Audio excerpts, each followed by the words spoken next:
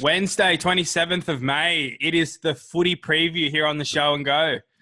Weird, we've had a little hiatus, but we're back. We're on the money. This is actually the first Show and Go with footy on the weekend. How good, boys? We started once everything sort of went down. So how good a bit of footy coming up this weekend, boys? Jackson, you pumped?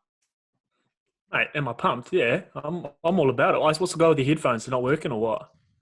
Literally just working before, but they've turned off. So it's just going to roll without. Yeah, that's how we do it on the Show and Go. Yes. Yeah. Yeah, sick, man. I mean, we spoke about it on Monday, but it's like we didn't kind of think that this was going to happen. It's certainly not by this date. The fact that they called this whole thing Project Apollo makes it so much cooler that they've like pulled it off. We're on the moon. And like and like now they've got like phase 2 is getting fans in. So I'm all about Volandis now. He's my new man crush every day. So yeah, Thursday night they're starting. Obviously, the way they've sort of reworked the structure, it bangs straight off the bat. So you get, everyone's loving Para at the moment. Para Broncos on Thursday. You get the big Roosters Bunnies. They're on Friday, yeah? I think Roosters that's Bunnies. this 8 o'clock game on Friday for us. So. Yeah. And then the late game, I think, is the Melbourne-Canberra. I think it's the... we've got Melbourne-Canberra on 7:30 Sunday. That's late for you, in New Zealand. You have to sort of stick to watch a bit of footy. Yeah. That's normal. That's normal over there. Like 9:30 kickoffs at the pub. I used to get up at about 3 a.m. to watch the All Blacks South Africa, so it's all good. And obviously the battle of the winless teams, Dragons and Warriors, up against Cody. So that's the big one. I'm sure we're all looking forward to.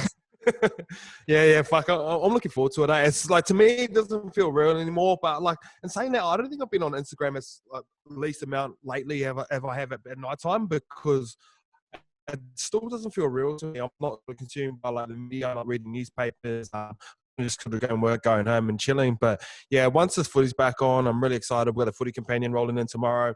I'm excited about that. Got Ren, got Denon, got the Scope, no longer Justin. The Scope, no longer Justin, coming in. So that should be a good chat. And it's not original because it's from Joe Rogan and we've copied his template, but I don't see anyone doing it there. What's it going to look like? So you guys obviously spoke about it yesterday. So is it literally just going to be, you don't have any sort of agenda, you're just going to have a few beers, watch the footy? You're probably going to talk fuck all about footy unless someone scores a try, or?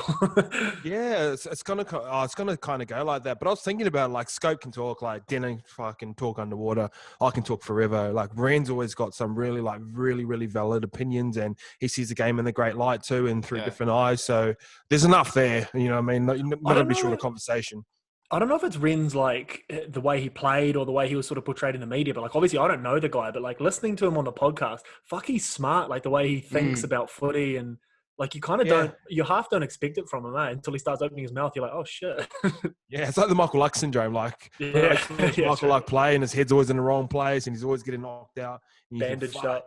Yeah, bandage. Remember, he got that shark bite in his leg? Yeah. Like, he got sprig stuck in his legs, and the guy tried to pull it out, and it ripped his whole skin. And when he went to the doctors and had surgery, they said it was like the equivalent of a shark bite.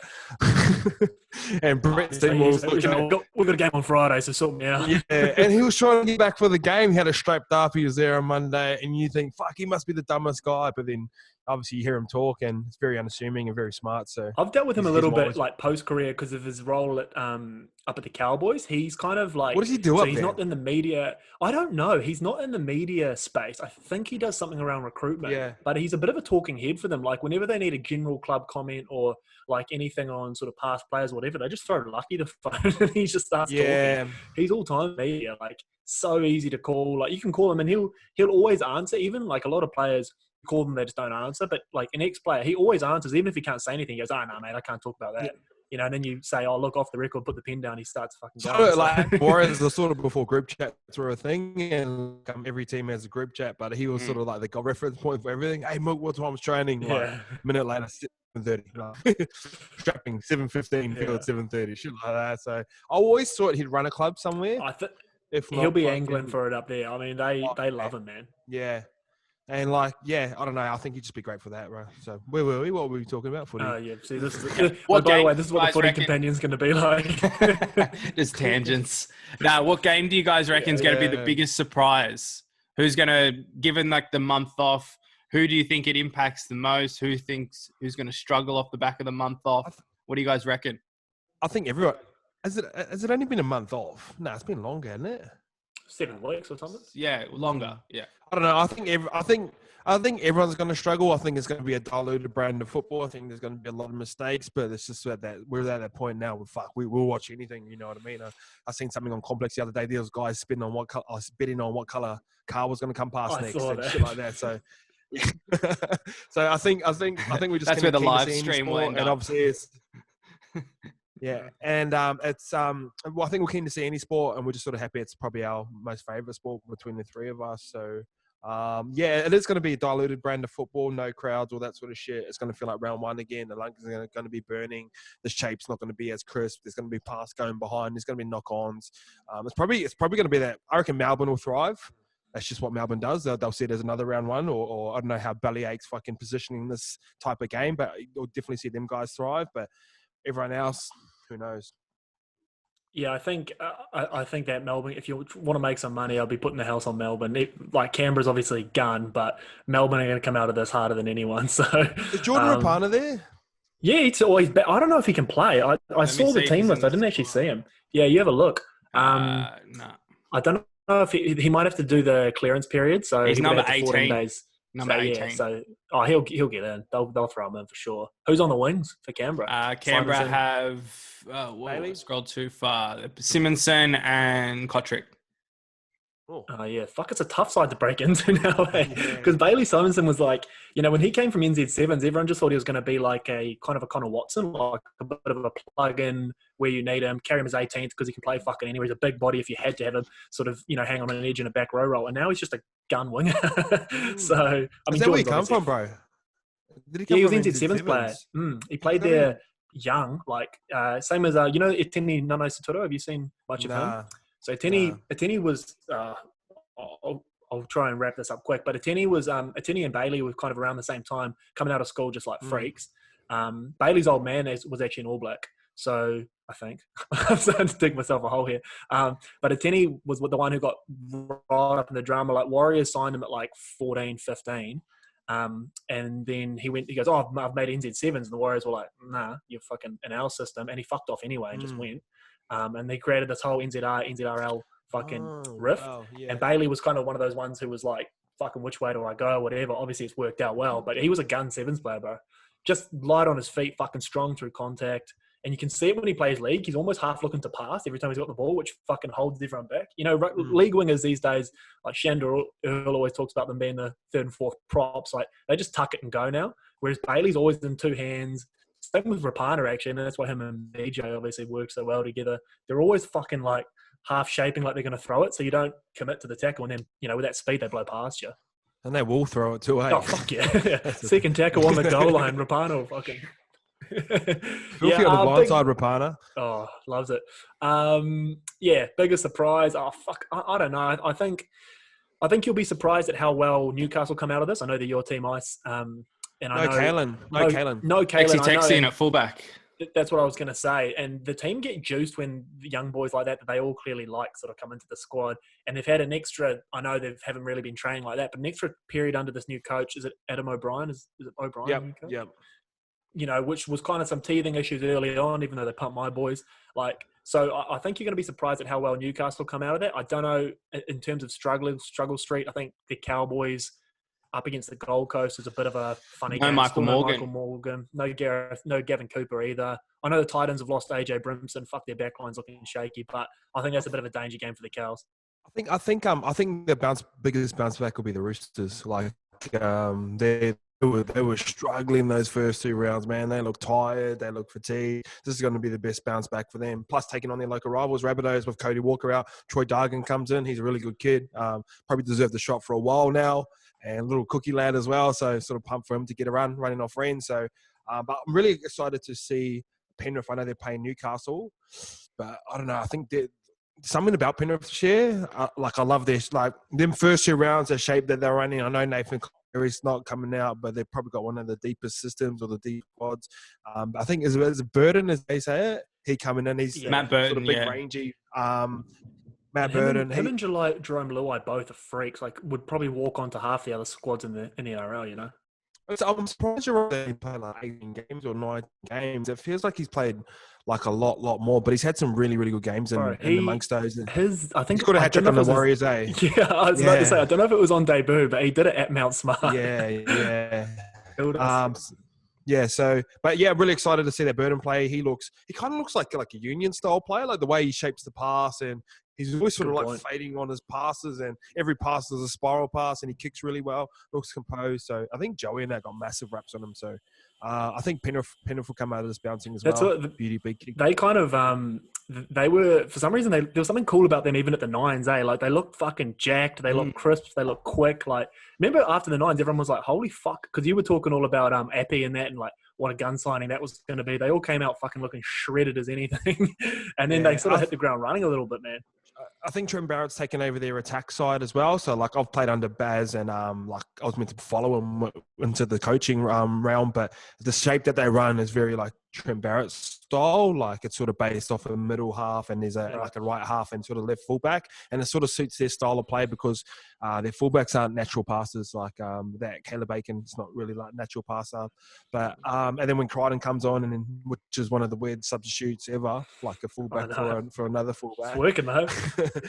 Yeah, it's working. He's got 2 clutch plays, but it just suits them. And then Nathan gets to run the show when he comes back. So, yeah, plenty. I know there'll be a lot more to talk about on Monday's episode or even Friday's episode, to be fair. Just throw the ball to Big Billy, man. And Kieran Foran, I'm just looking. He didn't quite make the cuts. He's still got a couple of weeks before he's back in for the Doggies. Yeah, next week. That would have been cool to see him go up against Manly. Oh, is that where? Yeah. In terms of storylines, like I'd love to see. Like I know Fozzie's on his last year of his contract, and I'd love to see him go back around to Manly. Like Dizzy's there. Him and Chevs are like the fucking next big things coming through, both at the same time, both guns, both in their own right. I just like when I think Kieran Foran, I think Manly. Like when you think Michael Jordan, you think the Bulls. You don't really think about the Wizards. I know he's sort of been around since then, and he's had his issues off the field. But like I've spoke to him in private, and I know he tied with the scope. Fuck, he's got the clearest head on his this clearest head at the moment, and the way he speaks, he's just like you can tell he's been through a fuckload of shit, and he's come out the other side, and he's just this fucking well measured, like been through it all, but can still fucking play. 100%. I think there's two like because correct me if I'm wrong. I think he signed with the Dogs basically when Des was there, and then Des got fucked off before a game, so he'd be spewing about that. Not he's not spewing that he's at the Bulldogs, but he clearly Desi's a big reason why he signed. He's always said he fucking loves playing under Desi, so I reckon that'd be sick. The other option I think would be. If Newcastle don't lock in on a long-term 6 and they think they've got a window now, he's fucking thick as thieves with Mitchie. Get him up there with Mitchell Pearce, sort of 1-year deal thing or a 2-year deal. If you think you've got a window in Newcastle and it's kind of in the next 2 or 3 years, why don't get an established 5'8" in who's got a good relationship with your half, and Mitchie's not getting any younger, and just fucking have a go, man. I'd love to see them have a dig down there. Yeah, and with Kieran, and like I know he said this as well. Like he just always wants to get better. Like you got to think when he was at Manly, he was tipped to be captain. Like him and Ches almost both left at the same time. But they like someone like Fozzie, he chases coaches. He chases someone that can make him better. And at the time when Jeff Tuvey was coaching, he thought Brad Arthur could make him better. And like. Both him and Normie said behind the scenes, he's like, fuck, if like all that shit didn't happen, like Para could have been. I was about to say, that was his chance, you know what I mean? When you said you always think about him with Manly, I think about those first 2 or 3 rounds at Para when they were fucking humming and he looked fit and they looked strong. Like they were different then, man. Big semi out on the edge as well. Yes. Like, fuck, they were really, sorry, bro. Paris, but there was a buzz around Para and we all sort of knock about them boys at the time too. So, yeah. They were feeling it, eh? He needs a coach that fucking wholeheartedly believes in him and someone that can fucking pump him up. And Dizzy's that guy for him. And probably Brad Arthur was that guy if he had all his other shit sorted. But I think Dizzy's that guy for him. There's big raps on that O'Brien, though. I talked to a few of those Knights boys and they all love him. Just lastly on that point, like if you need any more sort of, if you need to hammer at home that he is about coaching and about experience, like Kez didn't have to come back here. He was in a rough spot. Whether it was off the field or whatever, and on the field. He had deals in Sydney. People wanted to take him, but he came to the Warriors, because he thought Stephen Kearney was a great choice for him. He thought he could build with, around Roger and that, and he wanted to sort of rebuild his life. So it wasn't even about money. I mean, he was getting peanuts when he came here. The Warriors didn't think they were a chance to sign him because they didn't have the money. And then he goes, yeah, sweet, I'll come. And they were like, holy fuck, we're getting Kieran Foran for unders. Like, it didn't work out, but it's just going back to your point. Like, he's not when this deal comes up, he's going to sign wherever he thinks is the best football decision, which is quite rare these days. A lot of players, and rightly so, I'd be fucking, mate, give me an extra $1, I'm going to the Gold Coast. So I don't give a fuck. But these guys like Kieran and these super competitors, which is what he fucking is. He's a hyper competitor. They go and make football decisions. So I'd be all time to stand back at Manly, but man, I think the Smoky could be up in Newcastle. Fuck, me and Norman, like, how hyper competitive, high energy when he plays. But me and Norman used to always get a giggle, like, fuck, we're about 4 minutes into the game. He's on his haunches. Oh. Just, like, sucking in the big ones. But then someone gets a line break and he's sort of like chasing after him. Yeah, he shows the pain, eh? Bring back Fozzie to Manly. I reckon that's where we wrap it up for today, boys. Big footy wrap. We'll be back Friday reviewing the Para Bronx game. Might be a bit dusty, but we'll get through it. We'll see how we go. I think I'll drink, eh? I don't think I'll drink with the boys. I'm still off it, so we'll be watching. There's a few cans sitting behind you. Yeah, it's a couple breakfast drinkwares, huh? All righty, boys. We'll wrap it up. Let's go in the fridge, just grabbing fucking through the clothes. Oh, can I take this? I'll Fuck just no. Oh, you got any wing, man. Very scabby, that cunt. Off him. All right. Catch us later. Bye.